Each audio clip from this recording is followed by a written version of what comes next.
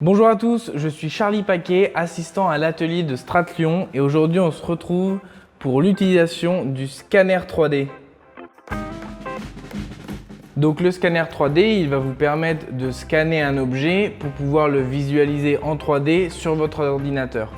C'est assez pratique pour une maquette que vous avez fait en carton par exemple ou une sculpture que vous avez fait en argile. Vous n'avez plus qu'à la scanner. Ensuite, vous l'importez sur votre ordinateur et là, vous avez votre sculpture en 3D pour pouvoir la modifier, la retoucher ou même l'imprimer grâce à l'imprimante 3D pour avoir quelque chose de propre, de fini et de peut-être plus solide. Le scanner 3D, c'est un matériel qui est assez coûteux, donc il faut le manipuler avec précaution. De plus, vous aurez besoin du logiciel Artex Studio qui se trouve sur tous les ordinateurs portables disponibles à l'atelier. Vous pourrez aussi utiliser le plateau tournant si vous avez des petits objets. Sinon, il faudra tourner autour de l'objet s'il est beaucoup plus grand et qu'il ne tient pas sur le plateau.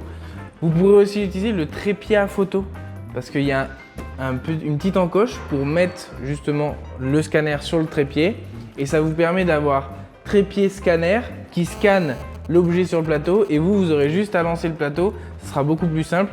Ici, moi, je vais le tenir à la main parce que le trépied, vous êtes dessus, c'est la caméra qui l'utilise.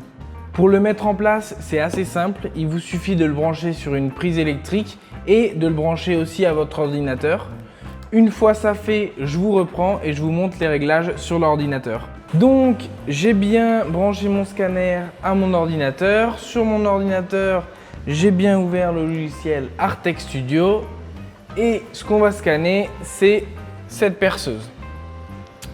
Donc, je vais commencer par la mettre dans ce sens-là, au milieu de mon plateau et je vais mettre à tourner mon plateau à une vitesse plutôt lente. Ensuite, je vais me lever pour utiliser le scanner. Il y a un bouton en haut pour play et un bouton en bas pour stop. Donc je mets play une fois, ça me permet d'avoir la visualisation. Ici, vous voyez les ondes bleues. Faut qu'elle soit dans la partie vert clair, c'est très important. Pour ça, vous avancez et reculez le scanner. Ensuite, vous trouvez un angle qui est bien pour la perceuse, là, en l'occurrence. Je mets bien au milieu de mon écran, là ça me paraît pas mal, et je mets play.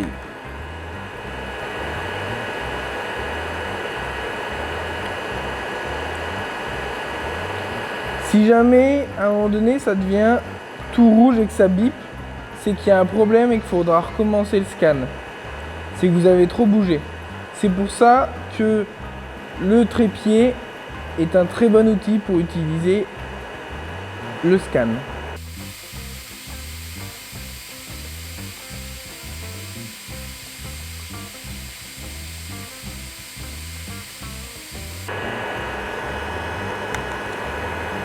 Et je rappuie sur play pour arrêter.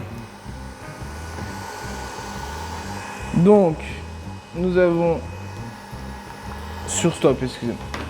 Donc, nous avons notre premier scan qui est juste là. Voilà. Maintenant, on peut arrêter le plateau tournant et le mettre dans un autre sens pour pouvoir avoir le plus de surface possible qui a été scanné. On rappuie sur la prévisualisation, on refait pareil. On lance le plateau et on met play.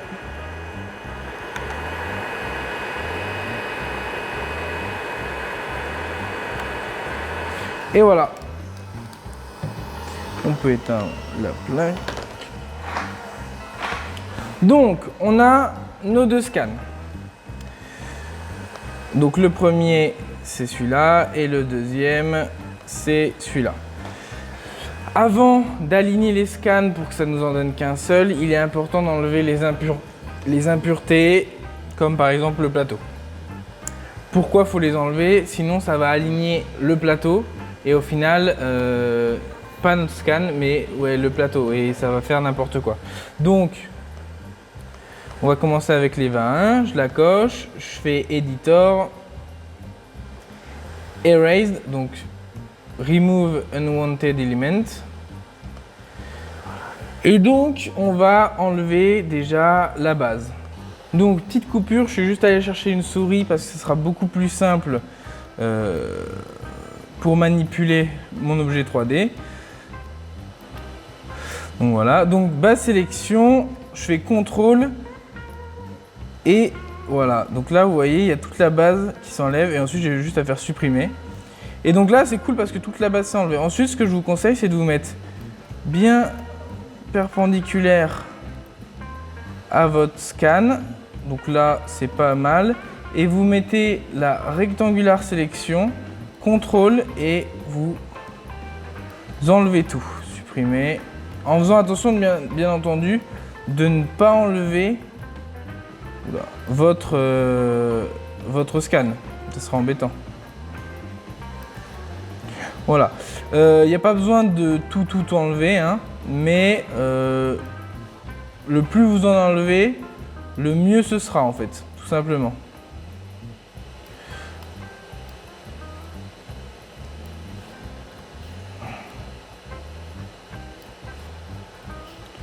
Voilà, là il y a un petit peu.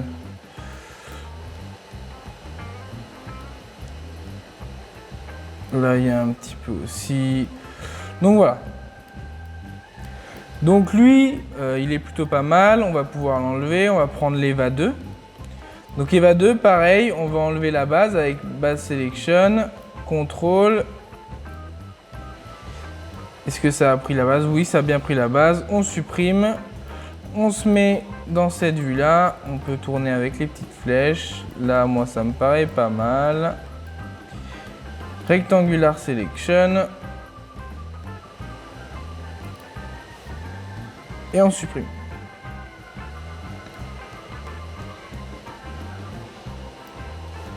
J'évite d'aller trop loin. Voilà.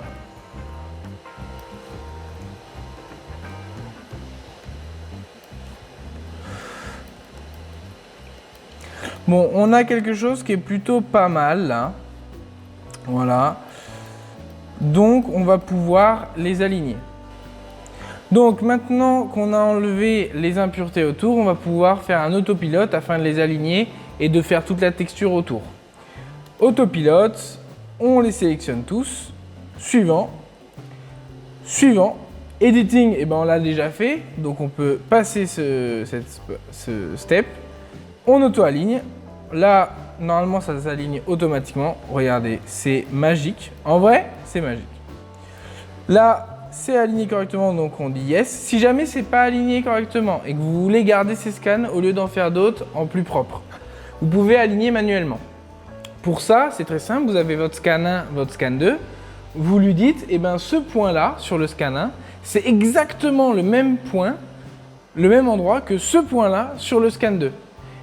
Et ça, il faut faire 3 fois, il faut mettre 3 points pour que ensuite il regroupe les points et ça vous aligne automatiquement votre pièce. Donc là, il est bien, je fais yes.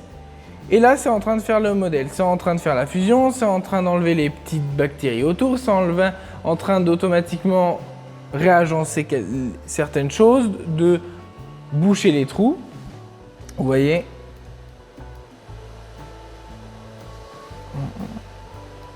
Et voilà. Nous avons notre perceuse. Donc pourquoi il y a cette forme-là ici? C'est tout simplement parce qu'on aurait dû peut-être faire un scan supplémentaire avec une position où on voit vraiment bien la base en fait. On ne l'a pas fait ici parce que le but c'est de vous montrer comment ça marche. Mais sinon, ça marche vraiment bien. Regardez, on peut même voir les écritures sur la perceuse. Donc voilà. Ensuite, ce que vous pouvez faire, c'est Fix All. Et ici, vous avez des fois des petits trous. Et donc, vous avez juste à sélectionner tout et faire Appliquer. Faire File All, donc remplir les trous. Et ça va remplir les trous automatiquement. Mais là, il n'y a aucun trou, donc c'est parfait. Ensuite, quand vous avez votre modèle, il vous suffit juste de retourner du coup dans Scan, de faire Fill. Donc vous pouvez sauvegarder votre projet, bien entendu, et vous pouvez l'export, donc le mesh, au format que vous voulez. Sachant que STL, c'est pour imprimer en 3D. que Obji, ça vous permet de l'utiliser sur Rhino. Et il y a d'autres formats qui sont plus ou moins bien par rapport à ce que vous voulez faire. Et donc là, on l'enregistre. Maintenant que votre scan est fait, vous pouvez ranger le matériel dans leurs boîtes respectives. Au niveau du scan, pareil, vous le manipulez avec précaution car c'est un matériel, comme je l'ai déjà dit, coûteux. Vous rangez bien les câbles. Au niveau du plateau, passez un petit coup d'éponge dessus pour le nettoyer. Et ensuite, la boîte, vous la remettez au niveau du Fab Lab sur l'étagère du haut. Pour le scan, vous le remettez dans l'armoire interaction. Merci d'avoir suivi ce tuto, j'espère qu'il vous aura plu, j'espère que vous pourrez l'utiliser régulièrement. Et si vous avez encore des questions, n'hésitez pas à demander à votre responsable d'atelier préféré.